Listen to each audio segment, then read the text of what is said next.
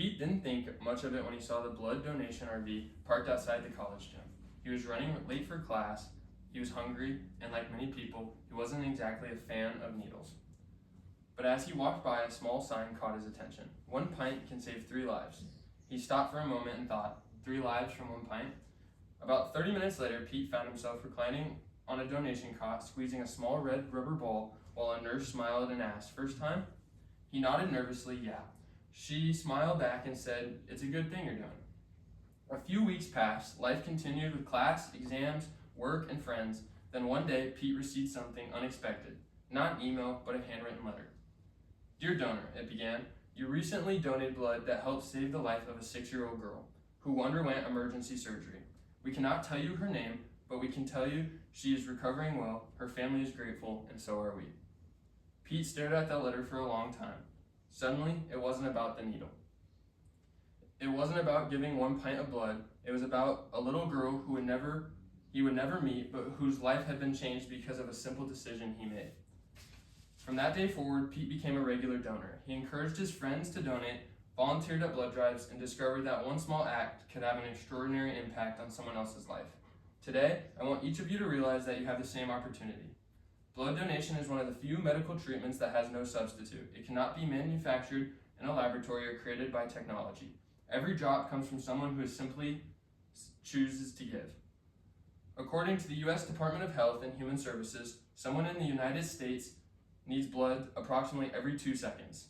Blood is needed for surgeries, cancer treatments, childbirth, serious injuries, blood disorders, and countless medical emergencies. Despite this consistent need, blood shortages continue to occur across the country. Today, I hope to persuade you to become a blood donor by discussing 5 important topics: the importance of blood donation, the growing demand for blood, who is eligible to donate and what the process involves, the different blood donation types and why they matter, and finally, the health benefits of donating while addressing some of the most common myths. Let's begin by understanding why blood donation is so important. To truly appreciate the value of blood, we first need to understand just how essential blood is to life itself. Blood is so much more than red liquid flowing through our veins. It carries oxygen and nutrients to every organ and tissue, removes waste, fights infections, transports hormones, and helps regulate body temperature. Without blood, life simply cannot exist. Unlike many medicines or medical supplies, however, blood cannot be manufactured. That means every transfusion depends on someone's willingness to give. Even more remarkable is that a single donation has the potential to save up to 3 lives, because whole blood can often be separated into red blood cells, plasma, and platelets, allowing one donation to help multiple patients. Unfortunately, not enough people are donating. According to the Nebraska Community Blood Bank, approximately 62% of Americans are able to donate, and yet only about 3% actually do. When researchers asked eligible donors why they never donated, the most common responses wasn't fear or inconvenience, it was simply that no one had ever asked them. So today, I consider yourself asked. The need has also become even more urgent in the recent years. The Red Cross reports that over the past 2 decades, the number of blood donors has declined approximately 40%. Even a small decrease in donors can create a shortage that delays surgeries, limits emergency treatment, and puts lives at risk. Every donor matters, every appointment matters, every pint matters. Now that we established why blood is so important, the next question becomes, how great is the need? Understanding the growing demand for blood helps us realize every donation truly counts. The importance of blood donation becomes even more meaningful when we understand just how many people depend on donated blood every single day. Statistics show that 1 out of every 3 people will need blood during their lifetime. Whether it's because of an accident, surgery, cancer treatment, or complications during childbirth, the need for blood can affect nearly any one of us or someone we love. In fact, 1 of 7 patients entered a hospital will require a blood transfusion. That is an incredible number of people relying on a resource that only can come from volunteer donors. So why is the demand for blood so high? One major reason is medical advancements. Modern medicine has made remarkable progression in treating diseases and performing complex surgeries. These life-saving procedures often depend on having blood rapidly available. Another reason is increasing the number of people living with chronic illnesses. Individuals with conditions such as sickle cell disease, chronic anemia, or certain blood disorders may require regular blood transfusions. For these patients, donated blood is essential to their survival and quality of life. We also cannot overlook trauma and accidents. Car crashes, workplace injuries, natural disasters, and other emergencies can cause severe blood loss within minutes. In many situations, blood transfusions can make the difference between life and death. Finally, countless surgical procedures rely on donated blood, from heart surgery and organ transplants to emergency operations and complicated childbirths. Surgeons depend on a stable blood supply. The need for blood doesn't take a holiday, doesn't slow down on weekends or during the summer. Hospitals need blood every single day, which means blood centers and need donors every single day as well. Knowing how great the need is has many people asking another question: could I donate? The good news is that for many people, the answer is yes. One of the biggest reasons people hesitate to donate blood is the fear of the unknown. They worry, will that hurt, that it won't be safe, or that the process is complicated. Blood donations is a highly regulated and very safe medical procedure. Every needle, collection bag, and piece of equipment used during donation is brand new, sterile, and only used once. There's no risk of contacting diseases or infections from donating blood. So who can donate? In general, donors must be 18 years old, meet a minimum weight requirement, and have an acceptable hemoglobin level, and the good overall health. According to the World Health Organization, health is more than simply being free of disease. It includes physical, mental, and social well-being. Individuals with active infections, certain medical conditions, or other temporary health concerns may be asked to wait until it is safe for them to donate. If you meet those basic requirements, donating blood is surprisingly simple. Before donating, there are several things you can do to make the experience easier. The Mayo Clinic recommends getting about 8 hours of sleep the night before, drink plenty of water, eat a healthy meal that includes foods rich in iron and vitamin C, wear a shirt with sleeves that can be easily rolled up, and avoid strenuous exercise immediately afterwards. When you arrive to a blood donation center or a mobile blood drive, you'll register and show a photo ID. You'll complete a confidential health questionnaire about your medical history, recent travel, and lifestyle. Next, a staff member will perform a quick health screening. They'll check for temperature, blood pressure, pulse, and make a small finger stick sample to measure your hemoglobin. These steps ensure that donating is safe for both you and the person who may receive your blood. If everything looks good, you'll be moved to the donation chair. A healthcare professional will clean your arm, insert a sterile needle into your vein, and collect approximately 1 pint of blood. The actual donation of whole blood takes less than 15 minutes. Donation platelets, plasma, and red blood cells may take longer because specialized equipment separates those components during collection. The actual donation of whole blood usually takes less than Afterwards, you'll spend a few minutes relaxing with a snack and something to drink while the staff makes sure you're feeling well before you leave. For many first-time donors, the biggest surprise is how quickly and easy the experience actually is. Now that we've seen how simple it is to donate, you may be wondering what happens to your blood after you leave the donation center. The answer is that your donation can be separated into different components, each serving a unique purpose and helping different kinds of patients understand these different blood products and why blood type matters. Shows you how many lives a single donation can touch. One of the most remarkable things about blood donation is that one donation can help more than one person. That's because blood is made up of several different components, and each one serves a unique purpose in treating patients. For example, a cancer patient needs platelets, a burn victim requires plasma, and someone who has experienced major blood loss may need red blood cells. Let's take a closer look at these different blood components and the lives they save. The first one, most commonly donated component, is red blood cells. Red blood cells contain hemoglobin, the protein responsible for carrying oxygen through the body. These donations are especially important for patients with sickle cell disease, chronic anemia, certain blood disorders, and individuals who have suffered severe blood loss due to trauma or surgery. Another one is platelets. Platelets are tiny cells that help blood clot and prevent excessive bleeding. These are especially important for patients receiving chemotherapy for cancer because those treatments can reduce the body's ability to produce enough healthy platelets.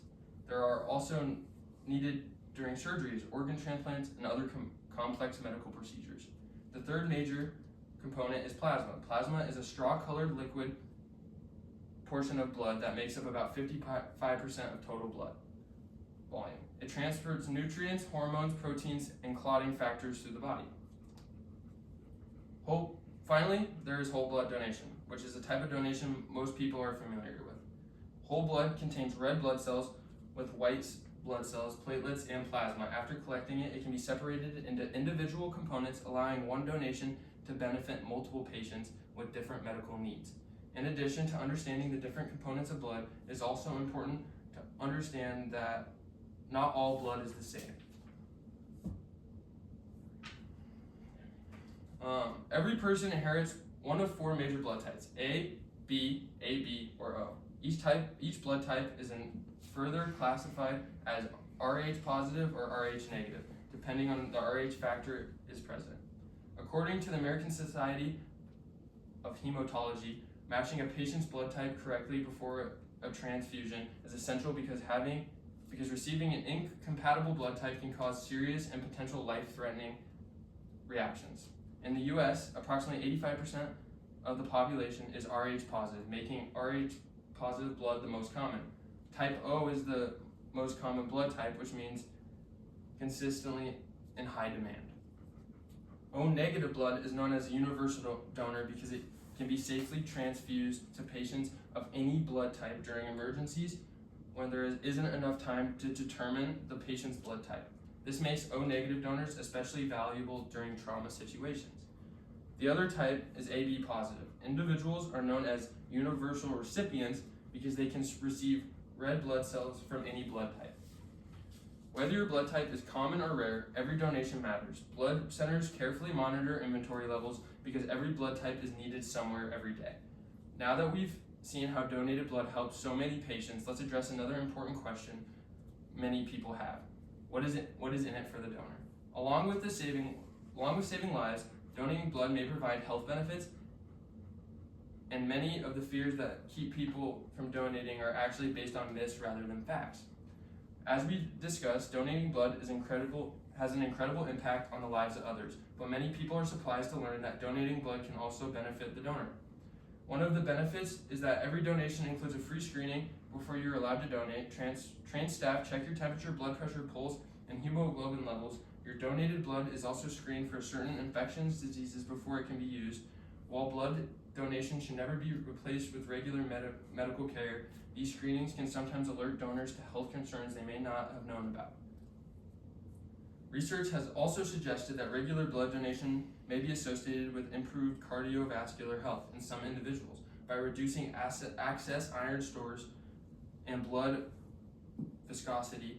Routine donation may be contribute to help blood flow and low blood pressure for eligible donors.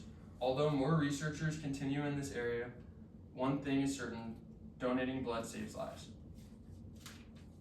Many donors describe the sense of fulfillment and purpose after giving blood because they know they have done something meaningful for another person. Helping others has been linked to improved emotional well-being. Sometimes the greatest reward is simply knowing that because of your generosity, someone else's family gets more time with the person they love. Despite these benefits, many people still hesitate because of the common misconceptions. Some of the people donating blood is extremely painful. In reality, most donors describe as only feeling a quick pinch when a needle is inserted. Others think that the process takes hours, when a whole blood donation itself usually takes less than 15 minutes. Some people believe they are too old to donate and that a tattoo automatically disqualifies them, that taking medication means they can never donate, or that blood can be stored indefinitely. These are all common myths. In many cases, individuals with tattoos or medications may still be eligible to donate, depending on their circumstances. Blood also has a limited shelf life, which is why there is a consistent need for new donors. If you are ever unsure whether you qualify, don't let assumptions make the decision for you. Ask yourself, the staff at the blood donation centers are there to evaluate your eligibility and answer your concerns. Finally, some people worry about complications. The good news is that blood donation is very safe. Most donors experience no significant problems. According to available research, only a small percentage of donors experience temporary symptoms such as lightheadedness or fainting, and that the most common side effect are mild soreness or bruising at the donation site. These effects typically resolve quickly and are far outweighed by the life-saving impact your donation can have. So if fear or uncertainty has kept you from donating in the past, I hope today's information has helped you replace those concerns with confidence. As I conclude, I hope you leave with one simple message. Blood donation is safe, simple act that has the power to save lives. Today, we learned why blood is essential to life, why it can only come from donors. We've explored the growing demand for blood, the donation process, the different types of blood donations, and the patients who depend on them. And we've addressed many of the myths and concerns that often prevent people from donating. Remember Pete? He almost walked right past the blood drive because he was busy, hungry, and nervous about needles. If he had kept walking, he would never have known that one small decision would help save the life of a 6-year-old girl. He didn't know her name, he never met her, yet his generosity changed the course of her life and the lives of her family. This simple opportunity is available to every one of us. Every 2 seconds, someone in our country needs blood. One day, that patient could be a child, a parent, a close friend, or even someone you love. When the moment comes, they won't be asking where the blood came from. They'll simply be hoping it's there. Next time you see a blood drive at your school, workplace, church, community center, don't walk past. Take a few minutes, roll up your sleeve, give one pint. Because what may seem like a small act to you could become someone else's second chance at life. Don't be the reason someone lives. Donate blood. Wow. Dark turn at the end there.